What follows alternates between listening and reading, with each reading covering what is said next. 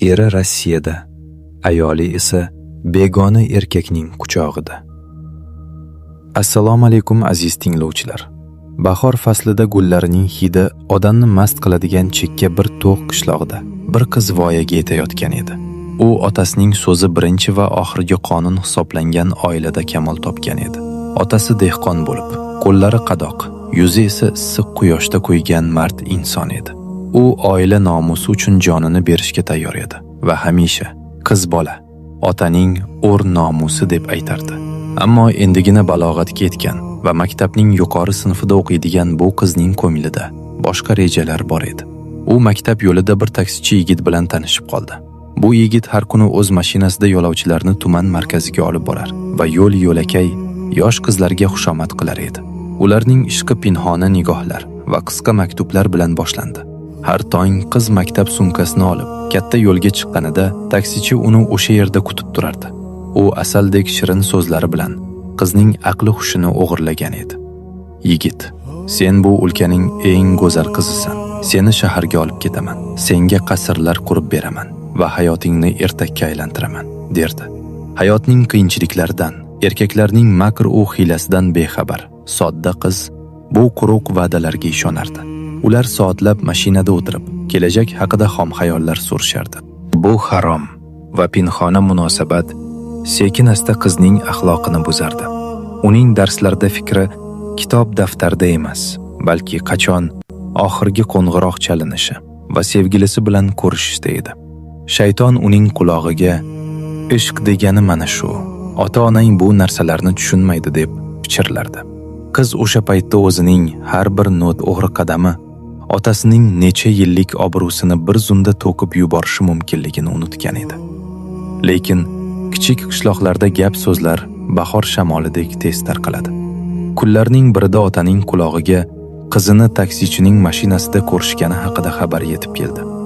Nomusli ota qizini odamlar orasida sharmanda qilishni istamadi, lekin ichida uni tezroq turmushga berishga qaror qildi. U bilar ediki, agar qiz uyda qolsa, qaytib bo'lmas bir xatoga yo'l qo'yishi mumkin. O'sha kunlari ota qizga qarab, "Qizim, maktabni bitirding. Endi o'z uyingizni, joyingizni topadigan vaqting keldi. Men sen uchun pok niyatli bir yigitni topdim. U yetim bo'lsa ham o'zining halol mehnati bilan qad rostlagan. U seni baxtli qila oladi", dedi. Qiz buni eshitgach, dunyo ko'ziga qorong'u bo'lib ketdi. U e'tiroz bildirmoqchi, "Men taksichini sevaman" deb baqirmoqchi bo'ldi. Biroq otasining og'ir nigohi va uydan haydalish qo'rqinchi uni sukut saqlashga majbur qildi. U pinhona taksichining oldiga bordi va yig'lab voqeani aytib berdi. Aslida faqat vaqtinchalik havas uchun u bilan yurgan taksichi jasorat ko'rsatib suvchi yuborish o'rniga "Hozir sharoitim yo'q. Otang juda qattiq qo'l odam. Balki taqdirimiz shudir", dedi. Bu gaplar qizning dilini vayron qildi. Lekin u hali ham qachondir sevganiga yetishishdan umidvor edi. Qishloqda falonchining qizi mehnatkash yigitga turmushga chiqayotgani haqida gap tarqaldi. To'y kechasi qiz egnida oq libos kiygan bo'lsa-da, qalbi qorong'ulik va o'zganing yodi bilan band edi. Alloh unga naqadar katta baxt berganini, halol mehnati va pok niyati bilan hamma narsaga erishgan erni nasib qilganini tushunmasdi. Payg'ambarimiz Muhammad sallallohu alayhi va sallam marhamat qilganlar. Sizlarning yaxshingiz o'z ahli, ayoliga yaxshi bo'lganingizdir. Yetim yigit bu qiz uchun eng yaxshisi bo'lishni istardi. Ammo qiz allaqachon qalbini shaytonga sotib bo'lgan edi. Karnay-surnay sadolari ostida qizni kelin qilib kuyovning uyiga olib ketishayotganda, u kelinlik chodari ostida ko'z yosh to'kardi. U ota-onasidan ayrilayotgani uchun emas, balki sevgan taksichisiga turmushga chiqa olmagani uchun yigilardi.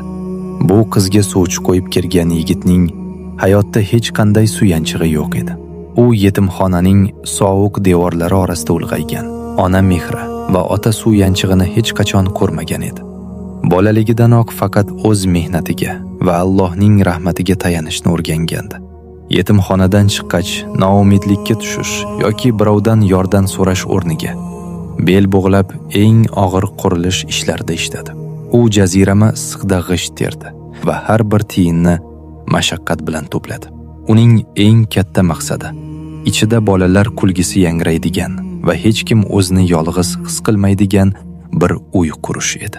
Bir necha yillik zahmatlardan so'ng u qishloq chetidan yer sotib olishga va u yerda orzularidagi uyni qurishga muvaffaq bo'ldi. Bu uy faqat g'isht va toshdan emas, balki yolg'iz yigitning sabr toqati va tungi ko'z yoshlaridan bino bo'lgan edi.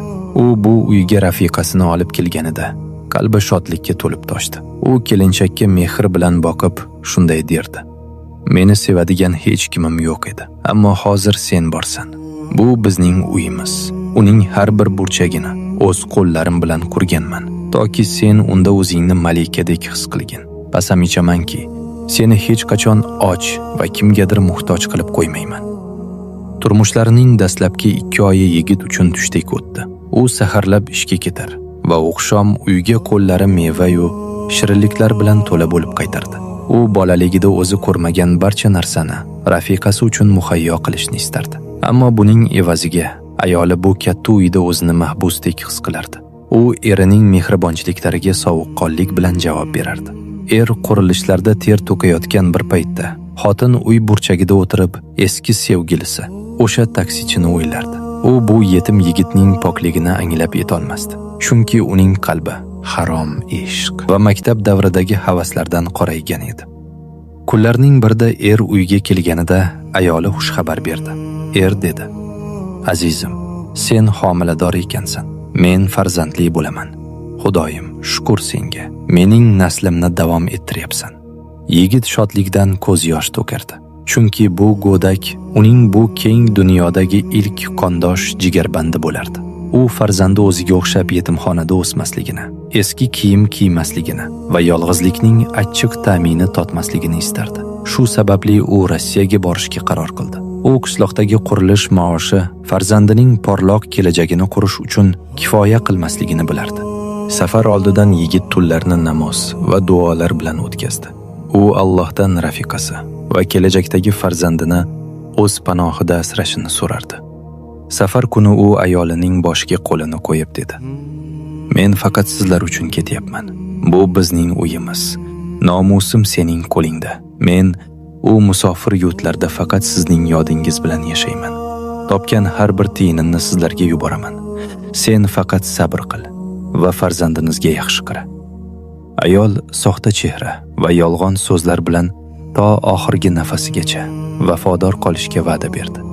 Yigit esa ko'ngli to'q holda, zimmasidagi ulkan mas'uliyat yuki bilan Rossiya yo'lini tutdi. U sovuq Moskva shahridagi ulkan qurilishlardan birida ish boshladi. Musofirchilikda yashash oson emas edi.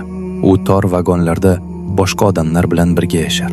Quruq non, yer va havo harorati 30 daraja sovuq bo'lganda, qo'llari temirni ushlaganda yoqishib qoladigan darajada sovuq kunlarda ishlar edi. Har gal charchaganida ayolining suratiga boqib kuch olardi. U vatanda ayoli bergan va'dalarni buzish haqida o'ylayotganidan bexabar edi. Payg'ambarimiz Muhammad sallallohu alayhi va sallam erning haqqi va vafodorlik haqida shunday marhamat qilganlar: agar biror kishini Allohdan boshqaga sajda qilishga buyurganimda, ayolni eriga sajda qilishga buyurgan bo'lardim. Erning haqqi ulug'ligi sababli. Bu yetim yigit o'z zimmasidagi haqlarni to'liq ado etayotgan edi. U musofir yurtda nafaqat yeb ichish uchun, balki ayoli qo'ni-qo'shni va yaqinlari oldida boshi baland bo'lishi uchun mehnat qilardi. U ko'p pul yuborar. Ayol esa u pullarga qimmatbaho kiyimlar sotib olib, shohona hayot kechirardi. Ammo qalbi iymondan xoli bo'lgan ayolga erning halol pullari vafo qilmadi. 4 oy o'tdi. Er har kuni qo'ng'iroq qilib farzandining ahvolini so'rardi. U telefon orqali ayolining qornidagi hali dunyoga kelmagan go'dagiga salom yo'llar va u bilan suhbatlashardi. U bu baxtli damlarning oxirgi lahzalari ekanini bilmasdi. Qishloqda esa ayol sekin-asta nazoratdan chiqa boshladi. Chunki endi uning alohida uyi va ko'p puli bor edi. Ayol bu tinchlik va farovonlikning hammasi yetim erining duolari barakasidan ekanini unutgandi.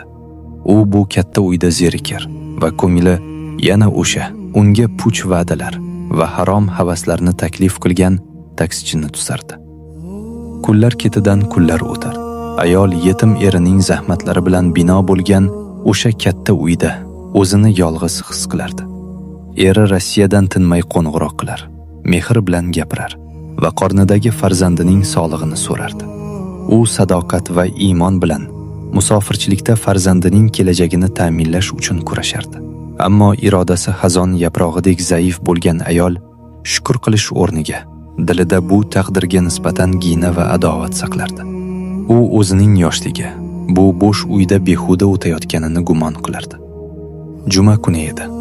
Ayol ro'zg'or va bo'lajak farzandi uchun kerakli buyumlar sotib olish maqsadida tuman markaziga bordi. U yerda bozor olomoni ichida to'satdan o'ziga tanish bo'lgan mashina ovozini eshitib qoldi. Bu o'sha eski taksichi, maktab davridagi sevgilisi edi. Hamon makkorona uslubi va shahvat to'la nigohlari bilan yo'lovchi qidirib yurgan taksichi yigit ayolni tanib qoldi. U mashinani to'xtatdi va zaharli tabassum bilan dedi: "Oh, bu senmisan? Naqadar go'zal bo'lib ketibsan. Nahotki meni unutgan bo'lsang." Ayol o'sha lahzada yuzini o'girib, o'z yo'lida davom etish kerak edi. U eri ayni shu soatlarda, balki 20-qavat balandlikda, qor va shamol ostida u uchun mehnat qilayotganini yodga olishi lozim edi. Ammo nafs va shayton undan g'olib keldi. U to'xtadi va suhbatga kirishdi. Eri Rossiyada ekanini bilgan taksichi fursatdan foydalanib shunday dedi: "Men seni hech qachon unutmaganman. Seni bu holda ko'rib yuragim qon bo'lyapti. Ering seni yolg'iz tashlab ketibdi. U sening qadringga yetmaydi." Bu zaharli so'zlar ayolning qalbiga o'qdek qadaldi. Ular bir-birlarining telefon raqamlarini olishdi. Bu lahza bir oila halokatining boshlanishi edi. Ayol uyiga qaytdi, lekin u endi avvalgi ayol emasdi. Tunlari eri qo'ng'iroq qilganida u sovuqqonlik bilan javob berar va go'shakni tez o'chirib qo'yardi. Eri bilan aloqa uzilishi bilanoq taksichi bilan soatlab gaplashardi. Taksichi unga "Sen ozod bo'lishing kerak. Sen yaxshiroq hayotga loyiqsan", derdi. Shayton ayolni sekin-asta gunoh yo'liga boshladi. Kunlarning birida ayol taksichini o'z uyiga taklif qildi. Halol pul va yetimning duolari bilan qurilgan uyga harom qadam bosdi. Ayol muslima ayolning eng qimmatbaho boyligi bo'lgan erining nomusini o'tkinchi bir havasga sotdi. U Allohning har yerda hozir nozir ekanini unutdi.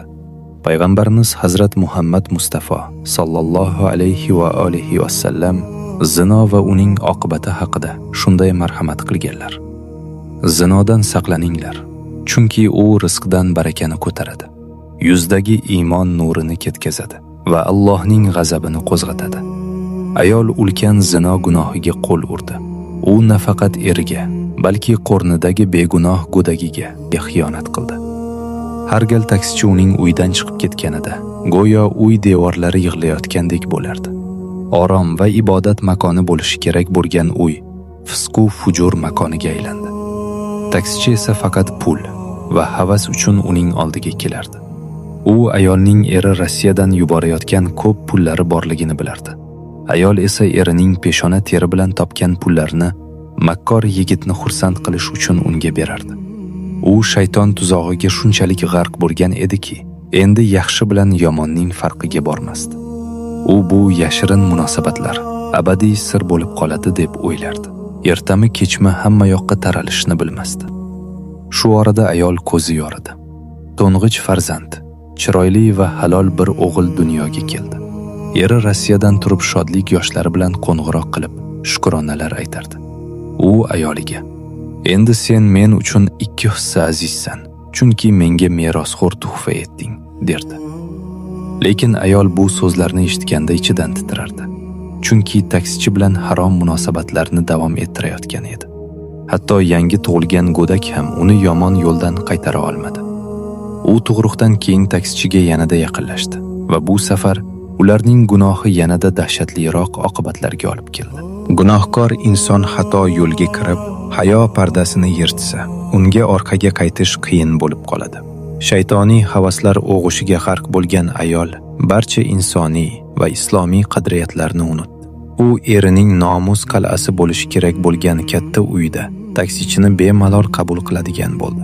Uning halol eridan tug'ilgan, hali sut emadigan go'dagi beshikda uxlab yotar. Ona esa uning yonida begona erkak bilan gunohga mashg'ul bo'lardi. Bu eng ulkan xiyonat edi. Begunoh go'dakka xiyonat, musofirchilikda yurgan eriga xiyonat va yagona xoliqqa bo'lgan xiyonat. Bu harom munosabatlardan bir necha oy o'tgach, ayol vujudida o'zgarish seza boshladi. U yana homilador bo'lib qoldi. Ammo bu safar uning qalbi shodlikdan emas, balki o'limdan ham kuchliroq qo'rquvdan titrardi. Eri Rossiyaga ketganiga 3 yil bo'lgandi. U faqat bir marta, o'shanda ham 3 yil oldin vatanga kelgan va birinchi farzandlari o'sha paytda paydo bo'lgan edi. Endi bu yangi go'dak qayerdan keldi? Bu savol ayolning boshiga gurzidek urilardi. U bu homiladorlik o'z xiyonatining tirik isboti ekanini va uni yashirishning hech qanday yo'li yo'qligini bilardi. Kun sayin qo'rquv va vahima uning butun borlig'ini qamrab olardi. U yolg'izlikda yig'lardi. Lekin bu tavba yoshlari emas, balki sharmanda bo'lishdan qo'rqish ko'z yoshlari edi. U agar bu xabar qattiqqo'l otasi va mazlum erining qulog'iga yetsa, hayoti do'zaxga aylanishini anglab yetdi. Ayol taksichining oldiga bordi.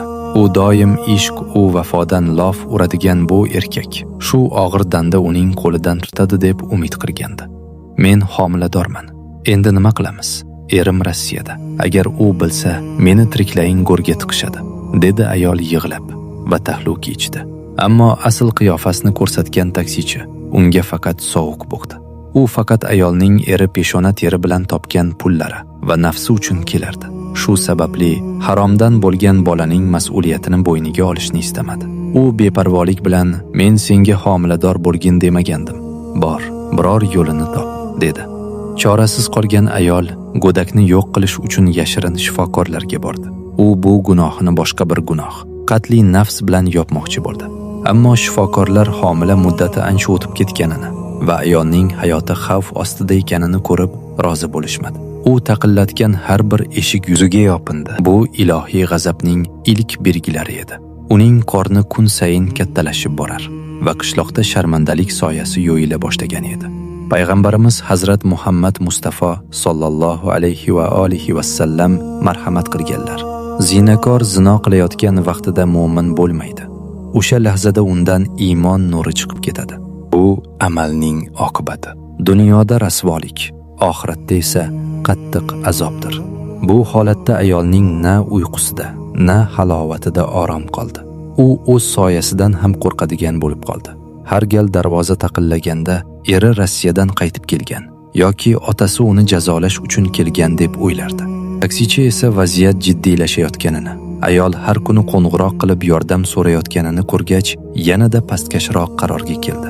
U qo'rqoq va benomus kimsa bo'lgani uchun odamlar orasida sharmanda bo'lishni istamadi. Bir kecha hech qanday ogohlantirishsiz mashinasini sotdi, barcha aloqalarini uzdi va chet elga qochib ketdi. Ayol taksichining qochib ketganini bilgach, butunlay umidini uzdi.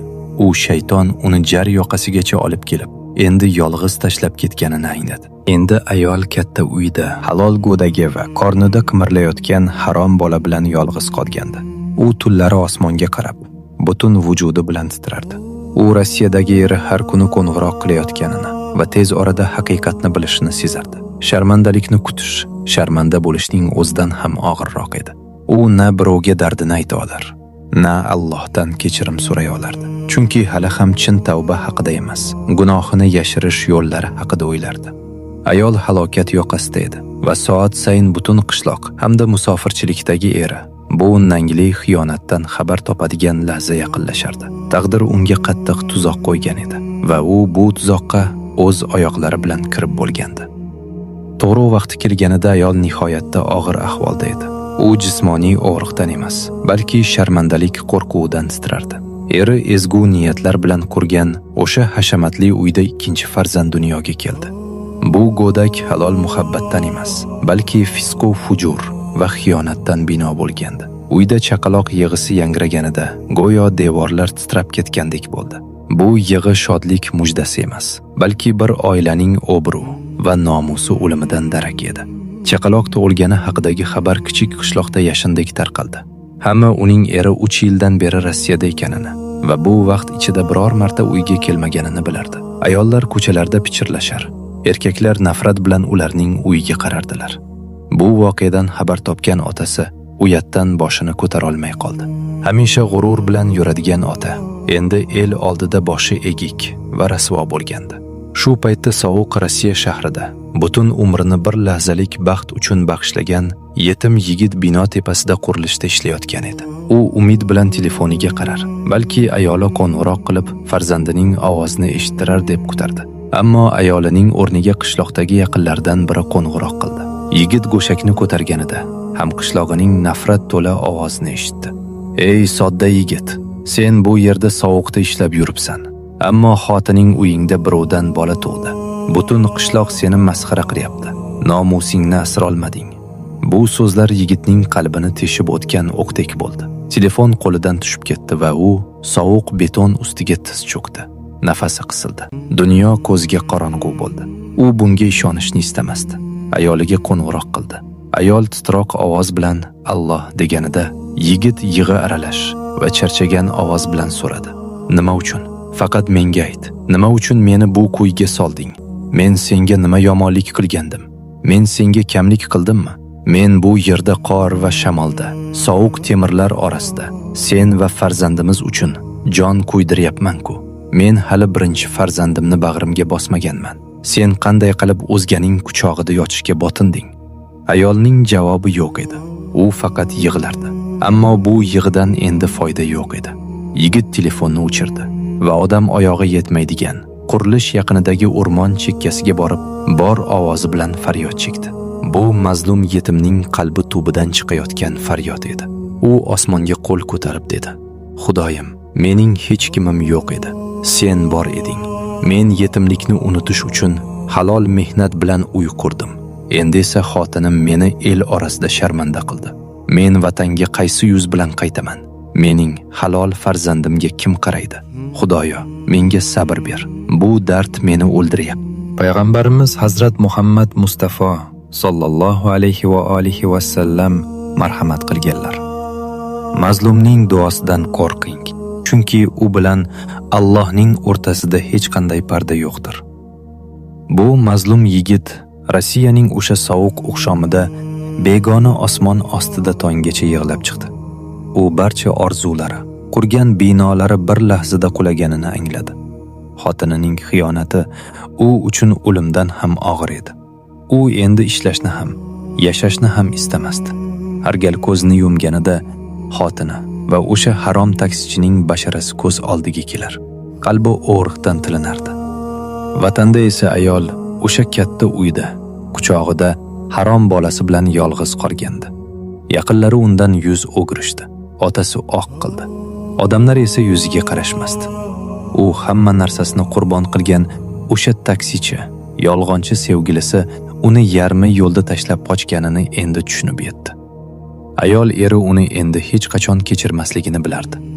U o'z gunohining olovida yo'nardi. Ammo bu hali jazoning boshlanishi edi. Yetim yigit Rossiyada bu dardni unutish uchun o'zini ishlashga urdi. Xayoli parishon bo'lmasligi uchun kecha-yu kunduz ishlardi. Ammo xiyonat ochiq jarohat kabi tinmay qonardi.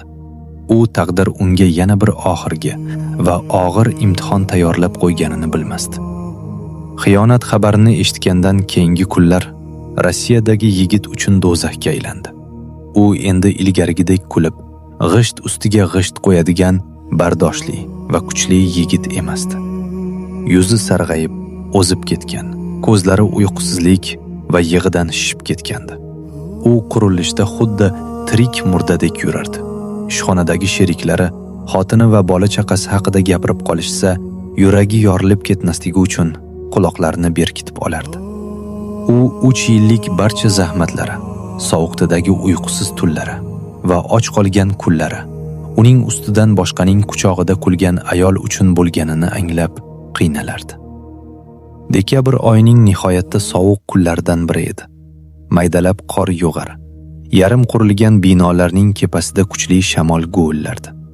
Yigit 20-qavatda qurilish taxtalarini o'rnatish bilan band edi. Qo'llari sovuqdan qotib qolgandi, ammo qalbidagi og'riq Rossiyaning izg'irinidan 1000 chandon kuchliroq yo'nardi. Hayoli yana parishon bo'ldi. U o'sha ayol uchun qanchalik mehr bilan uy qurganini, yetimxonada yurgan kezlari qanday qilib pok va nomusli oila qurishni orzu qilganini yodga oldi. Nogoh ko'z oldida xotinining taksichi bilan mashinada o'tirgan qiyofasi jonlandi. Ana shu parishonlik lahzasida qor bilan qoplangan taxta ustida oyog'i sirpanib ketdi. U biror simni ushlab qolishga urindi, lekin qotib qolgan qo'llari bo'ysunmadi. Yigit 20-qavat balandlikdan pastga quladi. Qulayotgan o'sha qisqa soniyalarda u faqat bir gapni ayta oldi. Xudoyim, meni o'z huzuringga ol. Bu xiyonatga to'la dunyoga ortiq to'qatim yo'q. Uning jasadi qattiq yerga urildi va navqiron joni o'sha zahoti haqqa taslim bo'ldi. U yetim bo'lib dunyoga kelgandi va mazlum bo'lib dunyodan ko'z yumdi. Xotinining xiyonati uni balandlikdan o'lim girdobiga itarib yuborgan pichoqdek bo'ldi. Uning o'limi haqidagi xabar qishloqqa yetib keldi. Butun xalq, hatto begonalar ham bu mehnatkash yigit uchun ko'z yosh to'kishdi. Uning jasadini temir tobutda vatanga olib kelishdi. Hatto janoza kuni ham xotini uning yaqiniga borishga jur'at qila olmadi. Chunki odamlar uni yigitning o'limiga sababchi deb bilardilar. Yetim yigitni qishloqning sovuq tuprog'iga dafn etishdi. Ammo uning ketishi bilan ayol uchun jazoning yangi bosqichi boshlandi. Erining o'limidan bir necha oy o'tgach, ayol boshida g'alati og'riq seza boshladi. Avvaliga buni asabiylashish va odamlarning ta'nasidan deb o'yladi. Ammo kun sayin og'riqlar chidab bo'lmas darajaga yetib bordi. Ko'zlari xiralashib, goh-goh muvozanatini yo'qotardi. Shahardagi shifokorlarga borib, kerakli tekshiruvlardan o'tgach, dahshatli xabarni eshitdi. Uning miyasida xavfli o'sma, saraton paydo bo'lgan edi. Shifokorlar afsus bilan deyishdi. Kasallik allaqachon oxirgi bosqichga o'tib bo'lgan. Jarrohlikning endi foydasi yo'q. Ayol buni eshitgach yerga o'tirib qoldi va ho'ngrab yig'lab yubordi. U bu o'sha mazlumning ohi ekanini tushunib yetdi. U eri qurilish tepasida uning xiyonatidan boshi aylanib yiqilganini va endi Alloh o'sha bosh o'g'rig'ini bu xiyonatkor ayolga berganini angladi. Payg'ambarimiz Hazrat Muhammad Mustafa sallallohu alayhi va sallam marhamat qilganlar. Allohning jazosidan g'ofil bo'lmang, zero u zolimlarga muhlat beradi. Ammo jazolagan vaqtida qochishga yo'l qolmaydi. Ayol o'zining katta uyiga qaytdi. Lekin endi bu uy u uchun go'rga aylangan edi. Qimmatbaho ukollar va dorilar endi uning dardiga taskin bermasdi. Har kecha og'riqdan faryod chekar va uy devorlaridan kechirim so'rardi. U taksichini bu uyga qanday olib kirganini va eri Rossiyada aynan shu dorilarning puli uchun qanday jon kuydirganini yodiga olardi. Ayol kun sayin zaiflashib borardi. Taksichini maftun qilgan o'sha go'zal yuzi endi sarg'ayib, nursiz bo'lib qolgandi. Sochlari to'kilib, faqat teri va suyak qoldi. U o'lim yaqinligini his qildi va qalbida yanada kattaroq qo'rquv paydo bo'ldi. Mendan keyin bu ikki farzand nima bo'ladi? Chehrasi mazlum erining nusxasi bo'lgan halol farzandi va barcha baxtsizliklarga sabab bo'lgan harom bolasi. Xiyonat nafaqat erning hayotini oldi, balki ayolning jismini ham ichidan yeb bitirayotgan edi. Bu oila va vafodorlikning shukrini qilmay, shaytoniy havasni iymon va vijdondan ustun qo'ygan kimsaning jazosi edi. Bir paytlar husnu jamoli va eri yuborgan pullar bilan qishloqda kibr u g'urur bilan qadam tashlagan ayol endi zaif va notavon bir mavjudotga aylangandi. Miya saratoni uning butun vujudini sekin asta yemirayotgan olovdek edi. O'g'riqlar shunchalik kuchli ediki, u hatto yorug'likka chiday olmasdi. U har bir g'ishtda mazlum etimning peshona teri bilan qurilgan o'sha katta va zebo uyda yolg'iz qoldi. Endi na o'sha havasboz taksichidan darak bor edi va na go'yoki dunyoni guliston qilib beradigan o'sha oshqona va'dalardan. Kunlarning birida ayol azob bilan o'rnidan turdi va ota-onasining oldiga bormoqchi bo'ldi. U o'limidan oldin kechirim so'rashni va farzandlarini ularga topshirishni istardi. Ammo otasining ostonasiga kelganida otasi uning yuziga ham qaramadi. Oila nomusi jondan aziz bo'lgan Qattiqqo'l ota titroq ovoz bilan dedi: "Sen men uchun endi yo'qsan.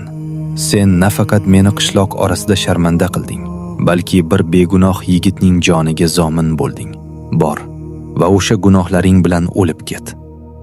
Onasi esa faqat uzoqdan ko'z yosh to'kardi, lekin yaqinlashishga jur'at qilolmasdi. Ayol uyiga qaytdi. Hech kim unga salom bermas, hech kim hol ahvol so'ramasdi. U xiyonat insonni tirikligidayoq o'ldirishni anglab yetdi. Hatto non sotib olishga modori qolmagandi. Bu og'ir lahzalarda u faqat bir narsani o'ylardi. Bu ikki begunoh go'dak nima bo'ladi? 3 yoshli katta o'g'li kasal. Onasiga ma'sum nigohlari bilan boqar va nima uchun onasi doim yig'lashini tushunmasdi. O'sha nahs gunohning samarasi bo'lgan ikkinchi go'dak esa go'yo o'zidagi haromlikning og'ir yukini his qilgandek tinmay yig'lardi. Ayol erining qarindoshlariga murojaat qildi. U erining amakisining uyiga borib tavba qildim, xato qildim. Men o'lyapman. Loaqal jiyaningizni farzandini olinglar. U begunoh. Ammo ular nafrat bilan javob berishdi. Sen oilamiz nomusini yer bilan bitta qilding. U halol bolani balki o'lardik. Lekin taksichidan tuqqan harom bolang bizning uyda ulg'ayishni istamaymiz. Biz xiyonat naslini tarbiyalashni xohlamaymiz. Bu so'zlar ayolning qalbini tirdek kesib o'tdi. U o'z xiyonati nafaqat o'zini, balki begunoh go'daklarni ham darbadar qilganini tushundi. U erini yodga oldi. Uning yetimxonada sog'lom oila qurish orzusi bilan ulg'ayganini esladi. Eri farzandi yetimlik ko'rmasligini istardi. Ammo ayol o'z qo'llari bilan uning zurriyotini yetimlik va kimsasizlik girdobiga itardi. Payg'ambarimiz Hazrat Muhammad Mustafa sallallohu alayhi va alihi vasallam marhamat qilganlar. Eng yomon xiyonat senga ishongan va seni omonatdor deb bilgan kishiga xiyonat qilishingdir. Yetim eri unga ishongan va nomusini unga topshirgan edi. Endi esa bu ishonchning jazosi erning o'limi va ayolning xorligi bo'ldi. Ayol umrining so'nggi kunlarini uyning qorong'uligida o'tkazardi. Endi uning bolalarga qarashga ham modori qolmagandi. Kichik bola ochlikdan yig'lar. Ayol esa faqat ko'z yosh to'kib, qani edi dunyoga kelmagan bo'lsam, qani edi o'sha kuni o'sha taksichiga yo'liqmagan bo'lsam, derdi. Har kecha tushida erini ko'rardi. U qurilishning baland yerida turib, unga afsus bilan boqardi. Ayol eriga meni kechiring demoqchi bo'lardi, lekin tili aylanmasdi. U ba'zi gunohlarning bu dunyoda kechirimi yo'qligini angladi. Kasallik shu darajaga yetdiki, ayol endi tushagidan tura olmay qoldi. Uyini o'lim hidi tutib ketdi. U sanoqli kunlari qolganini bilardi. Endi u ikki bolaning taqdirini hal qiladigan oxirgi qarorni qabul qilish kerak edi. U eri doim qo'rqadigan o'sha joyga murojaat qilishga majbur bo'ldi. Kasallik endi ayolga rahm qilmasdi. Miya o'smasi shunchalik kattalashgan ediki, ko'zlari deyarli ko'rmay qolgan. Tanasining yarmi esa shol bo'lib qolgan edi. U sovuq tushakda yotar. Holi uyda uning charchagan nafas olishi aks sado berardi. Ammo jismoniy og'riq, ruhiy azob oldida hech narsa emasdi. U ajal ostonada turganini va agar farzandlarini biror joyga topshirmasa, ular uning jasadi yonida ochlikdan o'lishni bilardi. Ayol nihoyatda og'ir qiyinchilik bilan va faqat rahm qilib non olib keladigan bir uzoq qo'shnisining yordamida mashina yo'llatdi. U ikki farzandini, chehrasi mazlum erining nusxasi bo'lgan halol o'g'li va o'sha nahs kechaning samarasi bo'lgan kichik harom bolasini bag'riga bosdi. Eri katta umidlar bilan qurgan o'sha uyga oxirgi marta nazar tashladi. Bu uyning har bir g'ishti go'yo uni la'natlayotgandek edi. Ayol bir paytlar malika bo'lishi mumkin bo'lgan, lekin o'zi rasvolik makoniga aylantirgan o'sha uy ostonasidan ko'z yoshlari bilan chiqib ketdi. Mashina yetimxonaning temir darvozalari oldiga yetib keldi.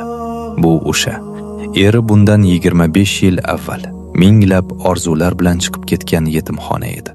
Eri butun umri davomida zurriyoti bu darvozani ko'rmasligi uchun harakat qilgandi. Ammo xotinining xiyonati taqdir charxini yana o'sha boshlang'ich nuqtaga qaytardi. Ayol titroq oyoqlari va madorsiz jismi bilan farzandlarini tarbiyachilar qo'liga topshirdi. Katta o'g'li onasining qo'lini mahkam tutdi. "Onajon, meni tashlab ketmang", deb yig'laganida ayol hushidan ketdi. Uni yerga yotqizishdi. U bu eng ulkan jazo ekanini angladi. O'z farzandining o'z aybi bilan yetim qolayotganini ko'rish. U tarbiyachiga dedi: "Bu bola pok bir mardning halol farzandi, ammo bunisi, bu mening gunohim. Rahm qiling. Ularni bir-biridan ajratmang." U ana shu so'zlar bilan va pora-pora bo'lgan dil bilan farzandlaridan ayrildi. Ayolni uyiga qaytarishdi. Endi u o'sha katta uyda butunlay yolg'iz qoldi. Na bola yig'isi eshitilardi, na erning ovozi. Faqat o'lim soyasi uy burchaklarida raqs tushardi. U bir paytlar dunyosi bo'lgan taksichi. Hatto bir marta bo'lsa ham uni yo'qlab kelmaganini angladi. U harom havas xuddi sarob kabi ekanini tushundi. Uzoqdan suv bo'lib ko'rinadi, ammo yaqiniga borganingda faqat ko'ydiruvchi qumni ko'rasan xolos. Allohning rasuli Muhammad Mustafa sallallohu alayhi va sallam shunday deganlar: Qiyomat kuni har bir xiyonatkor odam uchun qilgan xiyonatining hajmiga qarab bayroq tikiladi va bu falonchining o'g'li falonchining xiyonatidir deb jar so'linadi. Ayol umrining so'nggi lahzalarida xuddi o'sha sharmandalik bayrog'i ko'z oldida turgandek qo'y kechdi. U bir qultum suvga zor bo'ldi, lekin unga yordam beradigan hech kim topilmadi. Boshi shunchalik qattiq og'rirdiki, go'yo bosh suyagi zirqirab, yorilib ketayotgandek edi. U erining Rossiyada balandlikdan yiqilib, boshi yerga qanday urilganini esladi. Endi o'sha azobni o'z tushagida his qildi. Juma kechasida yomg'ir derazalarni chertib turgan bir paytda ayol so'nggi nafasini oldi. U juda past ovozda tavba so'zini aytmoqchi bo'ldi, lekin joni bo'g'ziga tiqilib qoldi. Uning jon taslim qilishi juda og'ir kechdi. U olovda yonayotgan odamdek tipirchilab, jon talvasasida qoldi. So'nggi soniyalarda ko'zini uyning shiftiga qadab, o'ziga nafrat bilan qarab turgan erining ruhini ko'rgandek bo'ldi. Ayol shu tariqa yolg'izlikda va xorlikda jon taslim qildi. Uning jasadini 2 kundan keyingina uydan chiqayotgan noxush hiddan so'ng qo'shnilari topib olishdi. Hech kim uni hurmat bilan dafn etishni istamadi. Uni qabristonning bir chetiga, eridan uzoqroq joyga juda oddiy tarzda ko'mib qo'yishdi. Baxt makoni bo'lishi kerak bo'lgan muhtasham uyning eshigiga muhr bo'silib, huvillab bo'shab qoldi. Xiyonatkor ayolning azobli o'limidan so'ng yetim yigitning orzusi bo'lgan o'sha hashamatli uy vayronaga aylandi. Uning ancha ulg'ayib qolgan to'ng'ich o'g'lining ko'zlarida esa otasining mazlumligi paydo bo'ldi. U har kuni yetimxona hovlisining bir burchagida o'tirib yo'rga tikilardi. Bu bola otasi bundan 25 yil avval totgan xuddi o'sha achchiq taqdir bilan ulg'ayotgan edi. Taqdir shafqatsizlik bilan o'z chaqpalagini takrorladi. Otasi yetim edi. Endi o'g'li ham yetim qoldi. Mana zinoning oqibati. U nafaqat gunohkorni, balki uning zurriyotini ham kuydiradigan olovdir. Allohning rasuli sallallohu alayhi va sallam shunday deganlar: Zino qilmanglar, chunki zino kambag'allik keltiradi va iymon nurini ketkazadi. Nima qilsangiz, hammasi o'zingizga va avlodingizga qaytadi. Bu yurakni titratuvchi qissa jamiyatdagi barcha erkaklar va ayollar uchun katta saboqdir. Shaytonning bir lahzalik nafsi qanchadan qancha hayotlarni barbod qilganini ko'ring.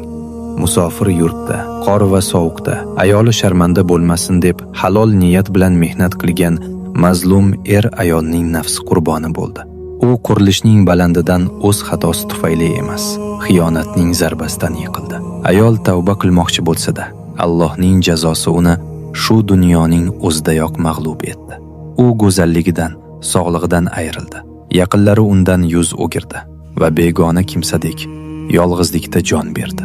Hatto qabr tuprog'i ham u uchun tinch makon bo'lmadi, chunki mazlumning la'nati uni tark etmadi.